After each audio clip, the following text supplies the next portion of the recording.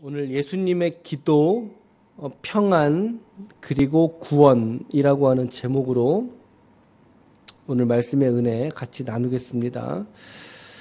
우리가 어제 말씀에서 우리는 예수님께서 제자들에게 선교 보고를 받으셨죠. 그를 따르던 많은 사람들의 배고픔을 보리떡 5개 그리고 물고기 2마리의 일, 이걸 뭐라 그랬어요? 네, 그렇습니다. 오병이어의 기적으로 그들을 배불리 먹이셨습니다. 한 명도 예외 없이. 이렇게 그가 행하셨던 이적과 기적의 동기, 그 근원은 뭐라 그랬습니까? 예수님이 능력이 많아서 그 능력을 그냥 마음껏 펑펑 쓰셔서 그래서 이런 일이 일어난 겁니까? 그런 게 아니라고 말씀드렸죠.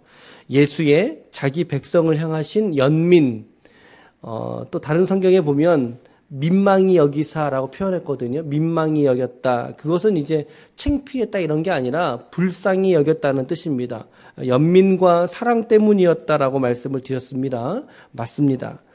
그 사랑이 그들로 하여금 배부르게 먹게 하였고, 그 사랑이 그들로 하여금 살게 하는, 생명을 주시는 능력의 원천이 되었다는 것이죠.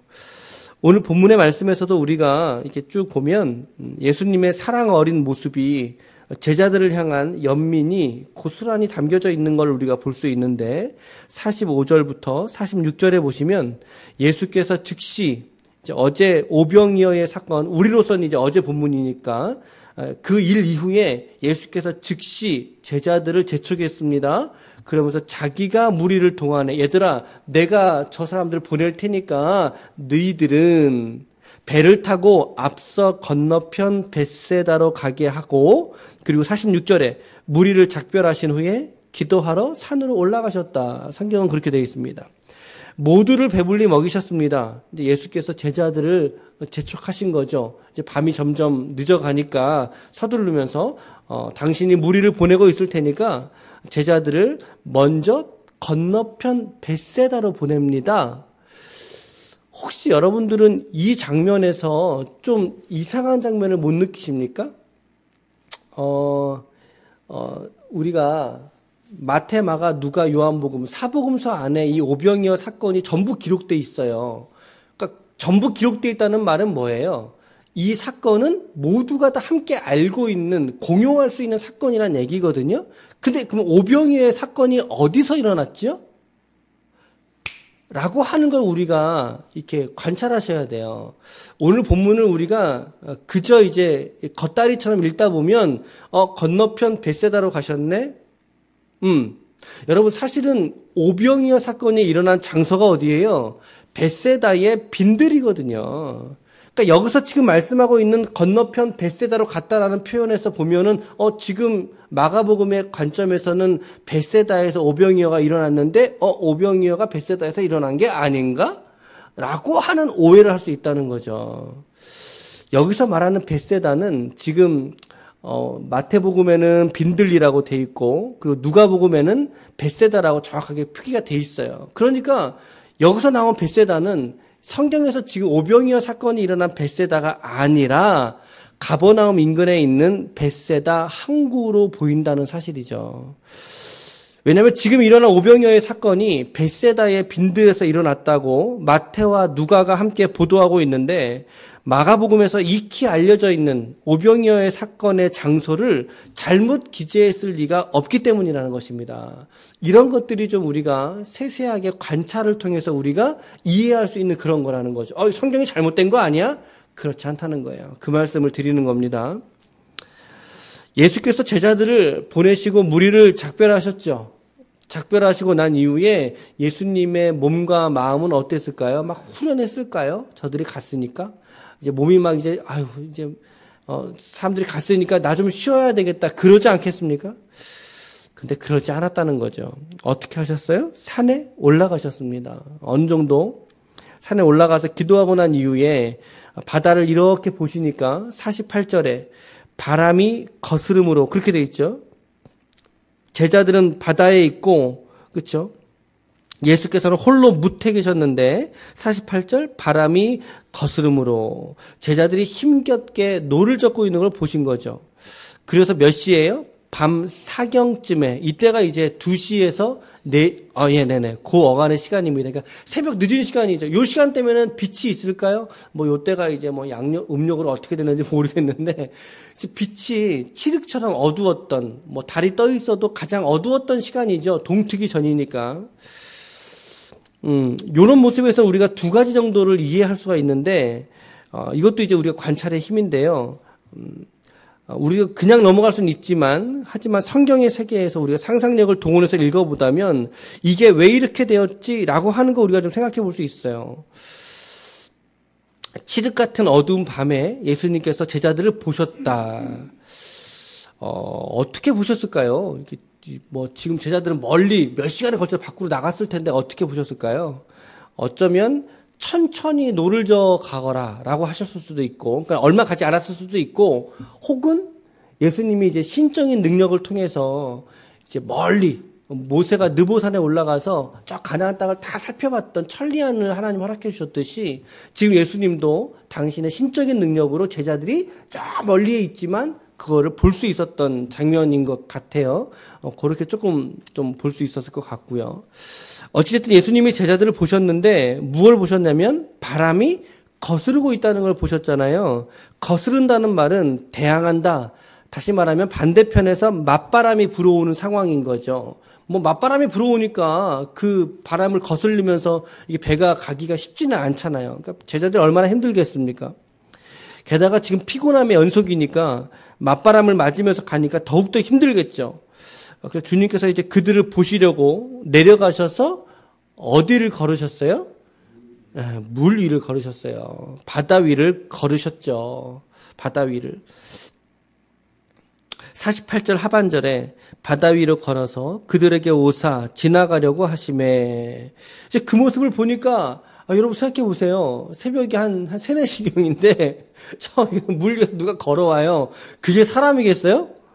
그 사람들이 느끼기에는 저건 사람이 아닌 거죠. 유령처럼 이제 느껴진 거죠. 제자들이 막 소리를 지르고 난리법석이 난 거예요. 바다 위로 사람이 막 걸어오니까 소스라치게 놀란 거죠. 그래서 마태복음에 보면 베드로가 바다 위로 걷는 장면이 마태복음에만 나옵니다. 마태복음에. 마가복음에 나오지 않죠. 뭐 그런 얘기 하기까지는 시간이 없으니까 단지 이제 예수님께서 배로 가셔서 뭐라고 말씀하십니까? 50절 하반절에 보니까 안심하라 내니 두려워하지 말라. 이 말씀 참 소중한 말씀인 것 같아요. 안심하라 내니 두려워하지 말라. 예수님이 가장 안정적인 음성으로 평안한 어투로 제자들에게 이 말씀 하지 않으셨겠어요? 막 큰 소리로 얘기하셨겠어요? 그렇지 않으셨겠죠. 차분한 어조로 안심해라. 나야 나. 두려워하지 마 나야. 우리 이 말씀 우리에게 들리시는 하나님의 위로가 되기를 축복합니다.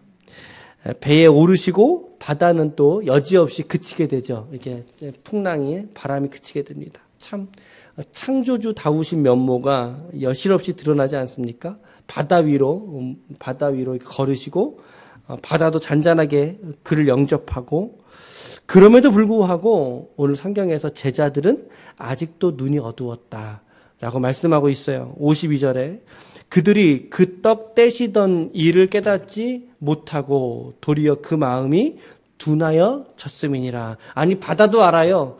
바람도 알아요. 그런데 아직 제자들은 다 알지 못하는 것 같아요. 그러면서 이제 50 몇 절이죠?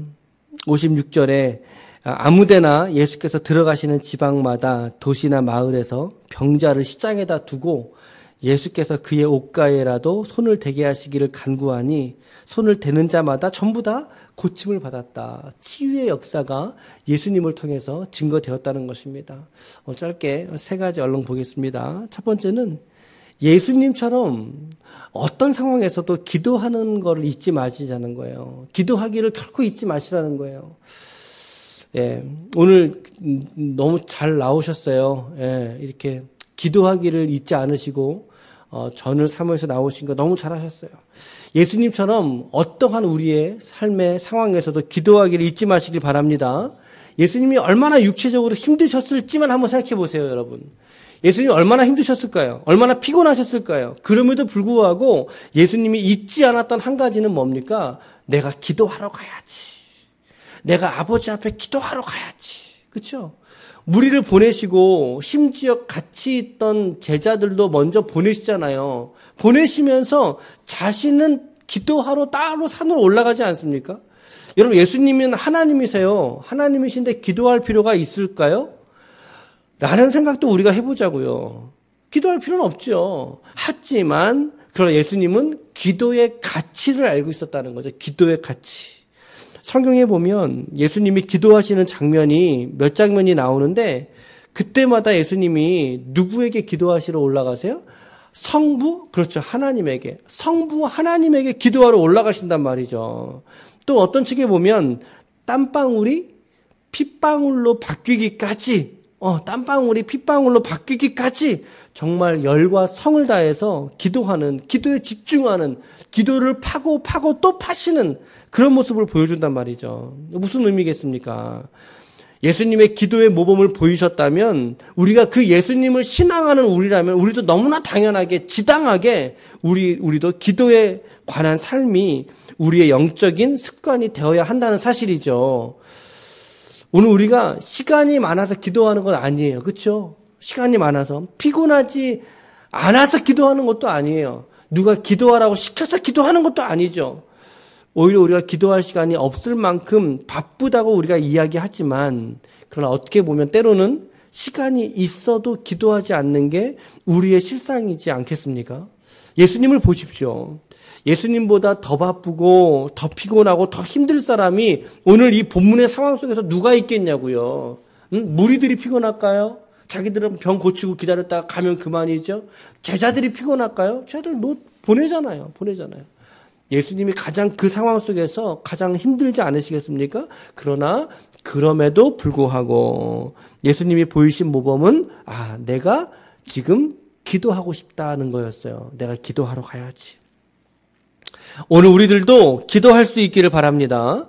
어떤 상황, 어떤 장소에 우리가 있다 할지라도 우리가 그곳에서 기도하게 될 때 그 현장이 우리의 베델이 되고 하나님의 말씀을 영적으로 깨달을 수 있는 은혜의 현장이 될 줄로 믿습니다. 여러분, 기도하셔야 됩니다. 염려하지 말고 기도하십시오. 힘들어하지 마시고 기도의 자리로 나아가서 우리의 영혼이 살으심을 입는 귀한 기도가 될 수 있길 축복합니다. 두 번째는 예수님은 평강의 주인이시다. 다른 말로 예수님만 평강의 주인이시다. 안심하라. 내니 두려워하지 말라. 그 배에 예수님이 들어가시게 되니까 뛰놀던 바람까지 잔잔해지지 않습니까? 오늘 우리들도 주님을 모신 심령과 그 가정과 교회에 하나님의 평강이, 예수님의 평강이 이와 같이 넘치시기를 축복합니다. 오늘 정말 이 한 말씀, 예수님의 이 들리시는 한 말씀, 안심하라, 내니 두려워하지 말라. 오늘 여러분과 저는 무엇으로 인해서 두려워하고 있습니까? 혹은 어떤 불안이 우리 가운데 있습니까? 초조하십니까? 그때 주님이 우리 마음속에 성령으로 쓱 역사하셔서 오늘 이 말씀으로 때로는 깨달아지시는 하나님의 말씀으로 나야 두려워하지 마. 내가 너와 함께 해줄게. 내가 너와 함께 동행하여 줄게. 놀라지 마. 마치 하나님이 여호수아에게 하신 말씀처럼, 그렇죠? 하나님께서 구약 시대에 베푸셨던 많은 선지자들에게 내가 너와 함께 할게. 두려워하지 마라고 말씀하셨던 그 하나님의 권면과 평안이 오늘 이 한 시간 예배 가운데 나온 모든 지체들에게 동일하게 역사될 수 있기를 축복합니다. 안심하라. 내니 두려워하지 말라. 세 번째는 예수님은 우리의 몸과 영혼의 구원자시다라고 하는 거죠. 이거 뭐 너무나 당연한 말 같죠. 예수님이 가는 곳마다 어떤 일이 일어납니까? 병들리고 낫지 않는 질병의 문제 때문에 고난받던 모든 자들이 전부 다 고치심을 받지 않습니까? 심지어 그분의 무엇에만 손을 닿아도, 그렇죠, 옷자락에만, 심지어 옷자락의 끝에만 우리가 손을 닿아도 모든 사람이 병을 낳았다라고 성경이 말합니다. 그런데 예수님의 이 병을 낫게 하시는 능력은 표면적으로는 육체일 수 있지만 그러나 본질적으로는 무엇이죠? 그들의 영혼의 구원을 위해서 주님이 하신 능력이라는 거죠. 겉으로는 그의 병을 낫게 하신 거지만 그러나 본질적으로는 무엇을 낫게 하기 위한 거라는 거예요. 그들의 영혼의 병고침을 낫게 하기 위해서 주님이 베푸셨다라는 거예요. 이것을 우리가 놓치면 안 될 것 같아요. 여러분, 이 사람들이 지금 예수님께 모여들려서 전부 다 예수님 옷자락이라도 살짝이라도 닿았는데 나았어요. 어이구, 내가 나았네. 지금은 나았어요. 근데 또다시 그들이 병 들지 않았을까요? 병 들렸을까요? 또다시 병 들렸겠죠. 뭐 1년이 지나고 2년이 지나고 10년이 지나면 또다시 그들은 질병에 들렸을 거라고요. 육체의 연약함 속에서. 여러분, 이 병이 나으면 저 병이 들리는 게 인생이에요. 그리고 그 병이 나으면 또다시 이 병이 들리는 게 인생이지 않습니까? 예수님이 이들을 고치셨을 때 주님이 그들을 보셨던 것은 그들의 육체만이 아니었다는 사실이죠. 그들의 영혼의 문제 아니겠습니까? 예수님이 십자가에서 죽으신 이유가 그들의 육체의 병을 고쳐주시기 위해서 죽으셨나요? 육체의 병을 위해서만 죽으셨나요? 아니죠. 너무나 잘 알아요. 예수님이 십자가의 죽으심의 이유는 궁극적으로는 오늘 저와 여러분들의 영혼의 구원을 위하여 죽어주신 줄로 믿습니다. 그렇다면 이 진리를 아는 우리들은 예수님의 병을 고치시는 이 일들을 묵상하면서 결국에는 이들의 영혼의 질병까지도 고쳐주시는 예수님의 모습까지 우리가 묵상할 수 있다는 것이죠. 오늘 여러분과 저는 십자가로 말미암아 고침을 받은 영혼들인 줄로 믿습니다. 그것이 오늘 저와 여러분들에게 가장 실제의 가치예요. 우리의 병을 고침받았다는 게 실제가 아니라 나의 영혼이 살으심을 입었다라고 하는 게 실제의 가치죠. 그렇다면 육신의 병이 낫게 된 것보다 나의 영혼을 치료하고 나의 영혼을 구원하시고 나의 영혼을 사망에서 살려내신 그 주님께 우리가 감사와 찬송으로 오늘 나아갈 수 있기를 축원합니다. 여러분들의 육신의 질병의 나음은 제가 기도하겠습니다. 제가 기도하고 중보하고 여러분들은 여러분들의 영혼을 위해서 기도할 수 있는 시간이 되시기를 바랍니다. 누구든지 예수와 접촉된 자는 반드시 살 것이요 더 나아가서 그의 영혼이 십자가에서 구원을 얻는 이 놀라운 진리를 경험하게 될 줄로 믿습니다. 오늘 세 가지나 말씀드렸어요. 첫 번째, 기도하시라는 거죠. 기도하시라. 두 번째, 예수님의 평강이 여러분들을 주장할 수 있도록 여러분들의 자리를 주님께 내어놓으시라는 거죠. 안심하라. 내니 두려워하지 말라. 이 말씀이 여러분들에게 실제가 될 수 있기를 축복합니다. 그리고 세 번째, 주님은 육체뿐만이 아니라 우리의 영혼을 치료하시는 십자가에서 우리를 구원하시는 십자가의 주님이시다라고 하는 것을 특별히 우리가 이 사순절을 지나면서 깊이 묵상해야 할 것 같습니다. 그러므로 말미암아 그리스도의 장성한 분량에까지 성숙한 신앙으로 오늘도 또 이번 한 주간도 믿음으로 살아낼 수 있는 하나님의 거룩한 종들이 다 되시기를 예수님의 이름으로 간절히 축원합니다. 아멘. 기도하시겠습니다.